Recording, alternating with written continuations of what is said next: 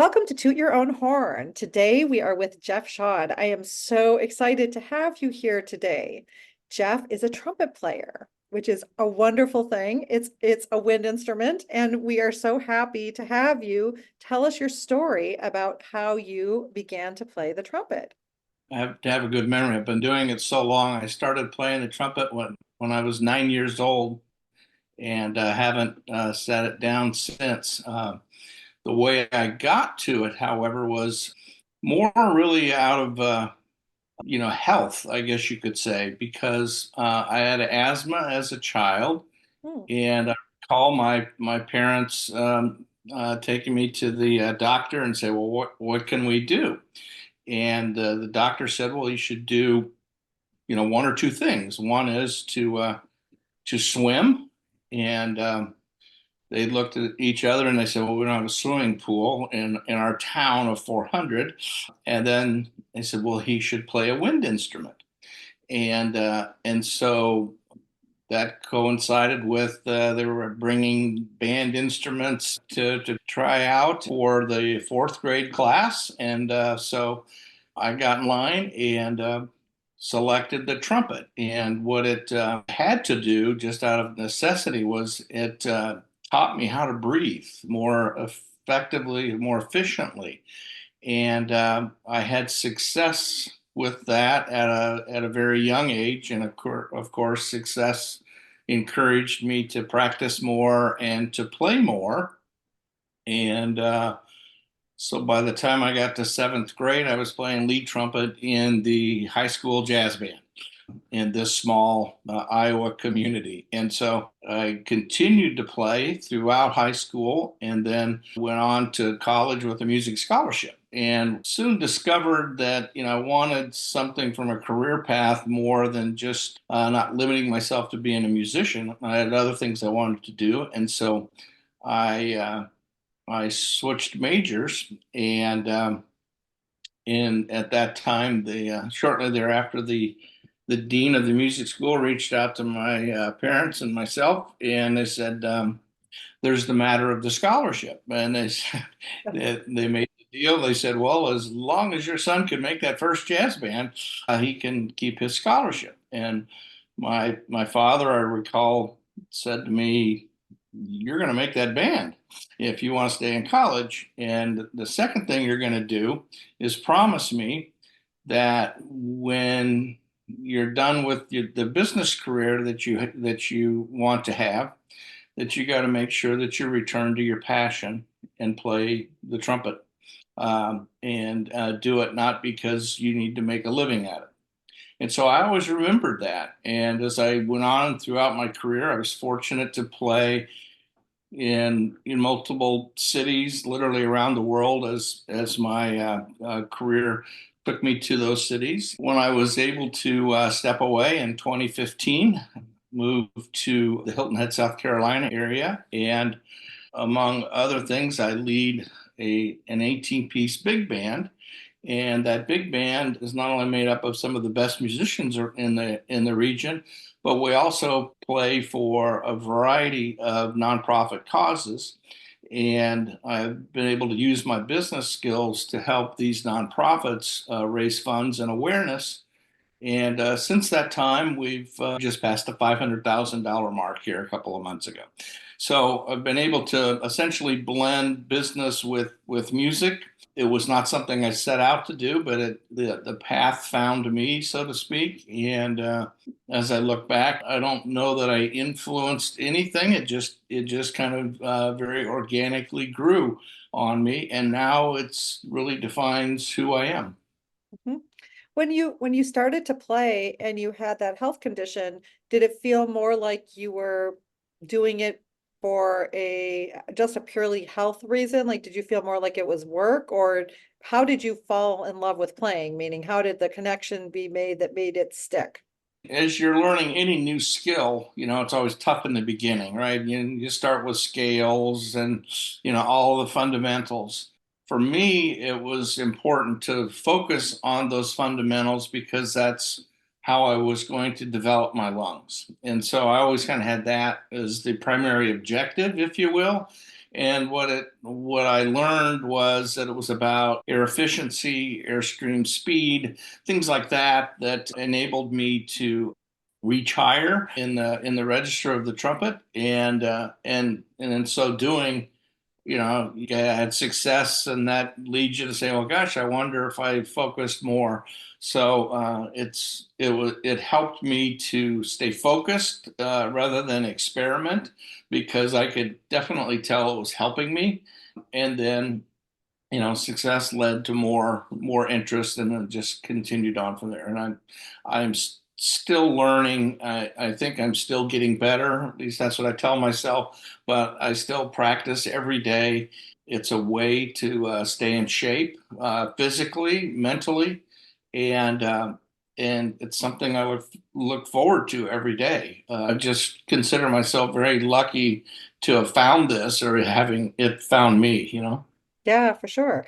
What made you decide to pivot? Like what made music not be the thing? Like what was it that made you choose to go to business instead of stay in music? Well, I think it was probably the confluence of several things. Number one, as a music major, I was, you obviously get totally immersed in your craft in that regard. And then as you look forward to see, well, what might be the career paths that would happen as a result of that. I didn't have the benefit of a broad, base of experience to draw upon, but from what I could see, there were only, there was only one Doc Severinsen, there was only one Maynard Ferguson, and that path to the top gets pretty narrow. And so, from a performing standpoint, I didn't see that in the cards for me. And I did enjoy teaching, and I was a good public speaker and things like that. So the business aspect, was attractive to me, but I had never really thought it was possible to merge the two paths, right? The creative and the analytical and the business. So that's what kind of led me to believe, well, I probably could have a more fruitful career in business and then play music on the side. Hmm. And that's what I did. And now I've just flipped it. Hmm. And so what do you think music brought you to your business skills? Like how do you think music helped you in your business development? Well, in a number of ways. I primarily play jazz, is kind of my core area, and jazz is all about improvisation. And business is also about improvisation, right?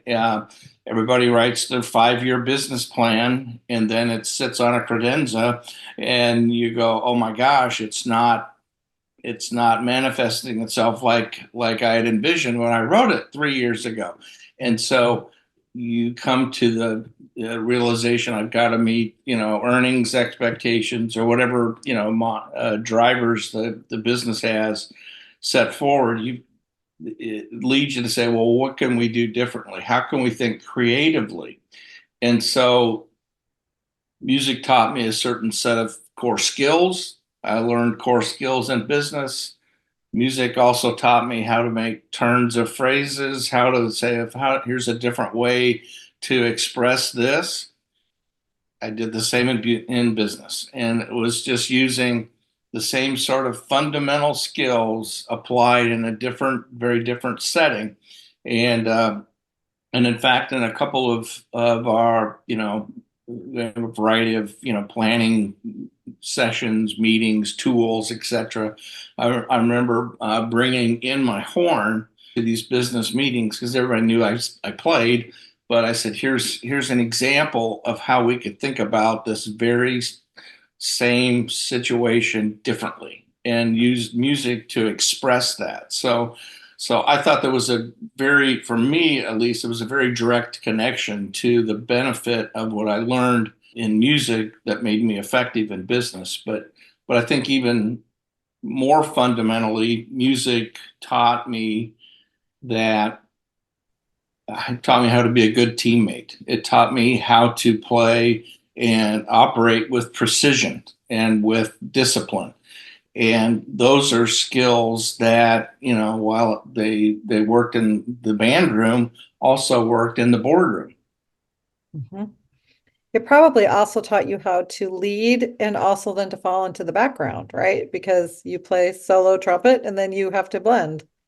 Absolutely, yeah, and that you learn that very early on that if you really want to enjoy music, you play with others, and you have to that interchange between musicians and letting that creativity express what you do lead to something else that somebody else can take off on is it's contagious. It's something that really drives me. So I definitely think that you discover soon that if you're going to be successful, whether it's business or music or both, you can't do it in isolation. You need to do it with others. And if you look back at any of the major accomplishments I've had, I've always done it with and through others, and that's really a testament to how I was trained.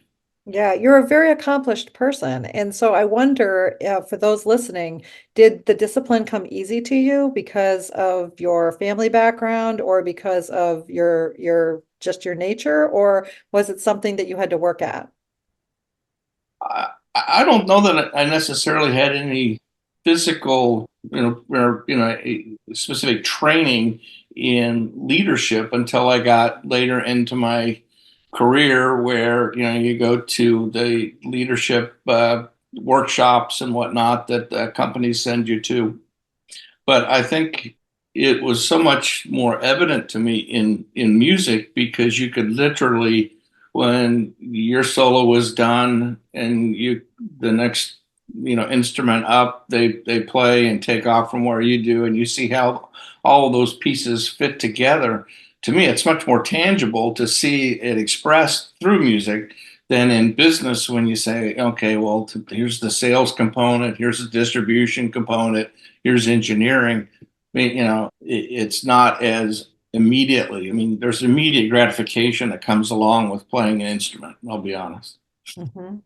Business sometimes takes a while for it to materialize. Hmm. So it was easy for you to put in the effort because it was easy to get the result. In other words, it was easy to see the transformation. In other words, it was worth it because you could easily see the translation of what the effort would do. I don't know about easy. I think it was easier. It was more evident to me, and I could tell that.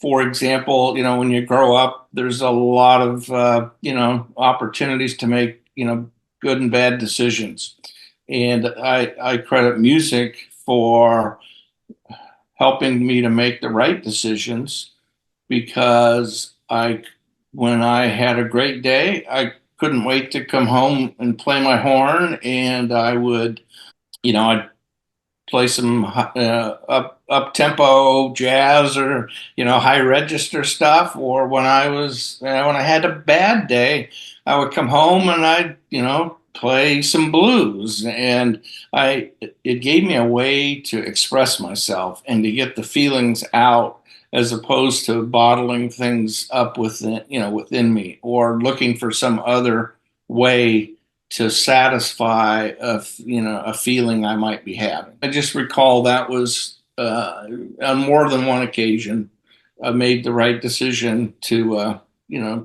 just keep playing my horn. Mhm. Do you think that music helped you to improve your ability to communicate verbally? I think so. Tough to talk about yourself in that light, but yeah, I've always been a good communicator, a good speaker. It led me to my music success, led me, to success on the athletic and basketball, football, quarterback, shortstop, point guard, those sorts of positions. And I think that came out of the confidence that I probably gained by playing the trumpet at an early age, having success, working at it, and then with those same sorts of fundamentals, being able to apply that to different sports, different, subjects, different disciplines, and that's carried through to today. It was not about being cocky or having an attitude. It was just more of a confidence, and I think that confidence comes from discipline and practice, to be honest. Mhm. Did you practice every day? I still do. Yes. Yeah. But you always did. I did. Yeah. I didn't practice every day, certainly when I was in my business career, because my travels would take me, all over the place. But for the most part, thought of my instrument as, my workout mechanism. It wasn't necessarily always cardio, but, or core, as you think about it, and that's in the athletic sense, but I did tend to work on something, pretty much every day. Oh, that's awesome. If somebody were listening to this and thinking, gosh, it really sounds interesting to play a wind instrument, what piece of advice would you give them to encourage them to do so? What immediately comes to mind is I'm saying a nice soundproof room. Would be, if you have a place to practice, certainly that's number one. Obviously, there's different mutes we can use these days to tamping down the sound, but I think for more than anything, going to music for me, it was like my horn had become my best friend, if in a certain sense, in the sense that it's always been honest with me. All right. And the more I put into it, the more it's given out to me. And by the same token, when I slack off my relationship with that friend, it also pays me back and says, man, that wasn't so good. You can do better.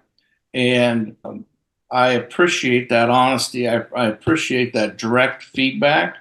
So I think if you're looking for, a way to connect with something, outside yourself, this has been a great tool for me. And again, it just kind of happened. And as I've gotten older, I've been able to, look more broadly and reflect. But those are the types of learnings that I've had that as I interface with the next generation and other people coming up within the field, those are the sorts of things that I encourage within them, the opportunity to pay this forward.